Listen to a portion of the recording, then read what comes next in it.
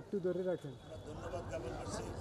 আর আমাদের নেতা তারেক রহমান, আমাদের দলের প্রত্যেকই নেতা, তাদেরকে আমাদের বিএনপির ভারপ্রাপ্ত চেয়ারম্যান তারেক রহমান প্রত্যেকে 2 লক্ষ ওনাদের জন্য একটা ইচ্ছামগ্রী প্রদান করে। দলের হাজার হাজার নেতা কর্মী যারা, আমাদের এটা দেওয়ার উদ্দেশ্য হলো নেতা যে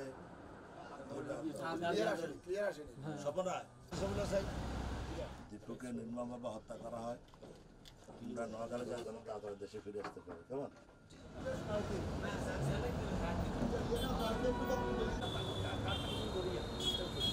17 বছর ফ্যাসিস্ট হাসিনা সরকার বিরোধী আন্দোলনে সারা দেশে বিএনপির হাজার হাজার নেতা কর্মীকে হত্যা করা হয়েছে, গুম করা হয়েছে, বঙ্গুত্ববরণ করেছেন। তারা আলোকে আমাদের নেতা বিএনপির ভারপ্রাপ্ত চেয়ারম্যান তারেক রহমানের নির্দেশে এবং আমরা বিএনপি পরিবারের পক্ষ থেকে সারা দেশে যুবদলের নেতা কর্মীদের জন্য তারেক রহমান ইচ্ছামগ্রী পাঠিয়েছেন।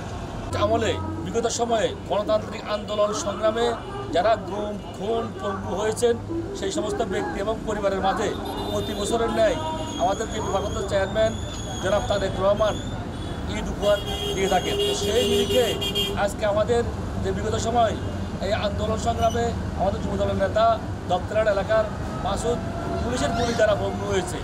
তো আমরা গত কয়েক বছর দিয়ে আসতেছি, এবারও আমরা মালিকান দিচ্ছি।